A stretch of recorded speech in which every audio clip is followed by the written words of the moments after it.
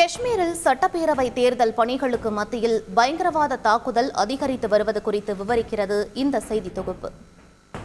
காடுகளை ஹெலிகாப்டர் கண்காணிக்க ராணுவ வீரர்கள் வாகன பரிசோதனையை தீவிரமாக்க பதற்றத்தோடு காணப்படுகிறது ஜம்முவின் டோடா பகுதி. டோடா வனப்பகுதியில் பயங்கரவாதிகள் பதுங்கியிருந்ததாக கிடைத்த ரகசிய தகவலை அடுத்து அங்கு சென்ற ராணுவம் மீது பயங்கரவாதிகள் தாக்குதல் நடத்தியுள்ளனர். இதில் கேப்டன் பிரிஜேஷ் தாபா உட்பட 4 ராணுவ வீரர்கள் உயிரிழந்தனர்.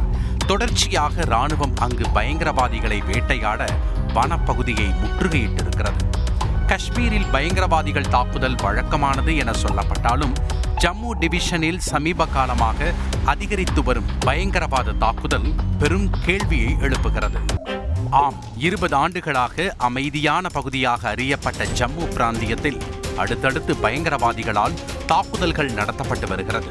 ஜம்மு டிவிஷனில் கத்துவாவில் ஜூலை 8ஆம் தேதி பயங்கரவாதிகள் ராணுவ வாகனத்தை தாக்கியதில் 5 ராணுவ வீரர்கள் உயிரிழந்தனர். ஜம்முவில் பயங்கரவாதம் அதிகரிக்க பாஜக அரசு மீது பாய்கின்றன எதிர்க்கட்சிகள். பாஜகவின் தவறான கொள்கையால் இந்திய வீரர்கள் அவர்கள் குடும்பம் பாதிக்கிறது என விமர்சித்திருக்கிறார் ராகுல் காந்தி. உச்சநீதிமன்ற உத்தரவுப்படி செப்டம்பர் மாதத்திற்குள் ஜம்மு காஷ்மீரில் சட்டப்பேரவை தேர்தலை நடத்த வேண்டும். சமீபத்தில் நடந்த நாடாளுமன்ற தேர்தலில் காஷ்மீரில் 35 ஆண்டுகள் இல்லாத வகையில் அதிகபட்சமாக 58.46% வாக்குகள் பதிவாகியிருந்தது. மாநிலத்தில் சட்டப்பேரவை தேர்தலை நடத்த மிகப்பெரிய சாதகமான சூழல் உள்ளதாகவும் தேர்தல் ஆணையம் தெரிவித்தது. இப்போது இப்படி பயங்கரவாத தாக்குதல் அதிகரிக்க காரணம் என்ன என்று கேட்டபோது பாகிஸ்தான் செய்யும் சதி என்று விளக்கினார் முன்னாள் ராணுவ அதிகாரி கர்னல் தியாகராஜன். அதை தாக்கிவிட்டு ஓடுவது அப்படின்னு சொல்லுவோம்.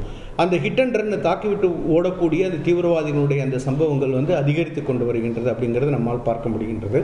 ஸோ இதற்கு முக்கியமான காரணம் என்ன அப்படின்னு நீங்கள் பார்த்தீங்கன்னா, பாகிஸ்தானிலிருந்து தீவிரவாதிகள் ஊடுருவி அவர்கள் நம்முடைய நாட்டினுடைய சட்டம் ஒழுங்கை சீர்குலைக்குவதற்கான முயற்சியில் ஈடுபடுகின்றார்கள் அப்படின்னு நம்ம பார்க்கலாம். அதாவது நம்ம சொல்லணும்னா சைக்கலாஜிக்கல் வார்ஃபேர் அப்படின்னு சொல்லுவாங்க. அதாவது மக்களினுடைய மனதிலும் உள்ளத்திலும் அவங்களுக்கு ஒரு பயத்தை உருவாக்குவது, ஓட்டு அதிகாரத்தை மக்கள் பயன்படுத்துவதற்கான அந்த விஷயத்தை சீர்குலைப்பதற்காக அவர்கள் செய்கின்ற சதியாக இருப்பதற்கான வாய்ப்புகள் நிச்சயமாக அதிகம் என்பதில் மாற்று கருத்து கிடையாது. சட்டப்பிரிவு 370 நீக்கத்திற்கு பிறகு காஷ்மீர் பாதுகாப்பு வளையத்திற்குள் இருக்கிறது. இந்த சூழலில் பாகிஸ்தான் தீவிரவாத இயக்கங்கள் இலக்கை ஜம்முவிற்கு ஷிஃப்ட் செய்திருப்பதாக கூறப்படுகிறது. இந்த தாக்குதலுக்கு பின்னணியில் பாகிஸ்தானின் ஜெய்ஷ்-இ முகமது அமைப்பின் கீழ் செயல்படும் காஷ்மீர் டைகர்ஸ் பயங்கரவாத இயக்கம் இருப்பது தெரிய வந்துள்ளது. அமர்நாத் யாத்திரைக்கு மத்தியில் ஜம்மு காஷ்மீரில் பாதுகாப்பு அதிகரிக்கப்பட்டிருக்கிறது. கண்காணிப்பை விஸ்தரிக்கும் இந்திய ராணுவம் பயங்கரவாதிகளை தொடர்ந்து வேட்டையாடி வருகிறது.